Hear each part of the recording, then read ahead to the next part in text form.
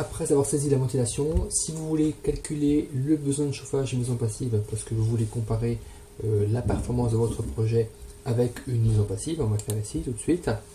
Là, vous voyez, sur ce projet, donc ici de démonstration, avec dans le cas présent ici une VMC de flux et avec détection hygrométrique, eh bien on atteint 30 kWh par mètre carré par an, ce qui est exactement le double de la valeur maximale autorisée pour avoir un label maison passive.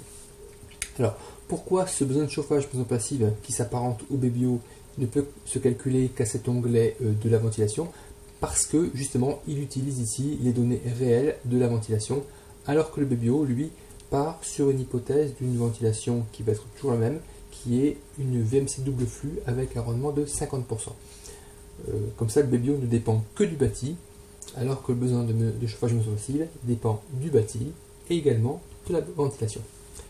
Donc pour calculer ici ce besoin de chauffage, il faut déjà savoir que le rendement de l'échangeur, en fait, pour être précis, il faut indiquer le rendement, non pas de l'échangeur seul, mais le rendement de l'installation complète, c'est-à-dire en fonction donc de la qualité des réseaux, etc. Bon, ici, nous ne sommes pas sur un logiciel qui permet de labelliser maison passive, c'est un logiciel qui permet d'avoir juste une estimation du besoin de chauffage, sachant que dans le logiciel PHPP, il y a un onglet complet, une saisie complète, rien que pour calculer le rendement de l'échange, le rendement de la ventilation double flux. Et donc ici, il faudrait, en toute rigueur, pénaliser un petit peu le rendement du caisson d'échange seul de la VMC double flux, parce que le rendement de l'installation réelle est toujours inférieur au rendement du caisson tout seul. Également, si vous avez une double flux, c'est qu'a priori vous avez des conduits qui sont isolés, il faut indiquer leur isolation avec les épaisseurs d'isolant.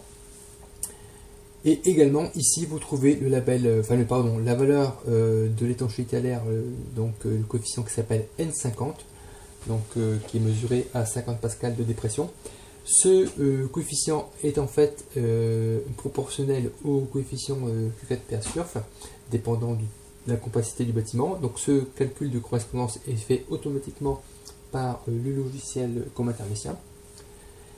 Et également, pour calculer le besoin de chauffage maison passive, eh bien, vous avez deux valeurs complémentaires à rentrer qui sont la situation. Est-ce que votre projet est en situation exposée, une maison toute seule qui serait exposée aux quatre vents.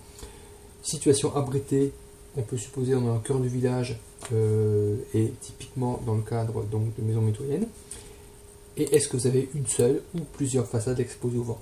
Et là, ça, si vous changez ces valeurs, ça permet ici de savoir que, vous voyez ici, on est à passer de 30 à 24 kWh par mètre carré par an, rien qu'en ayant changé le nombre de façades exposées au vent.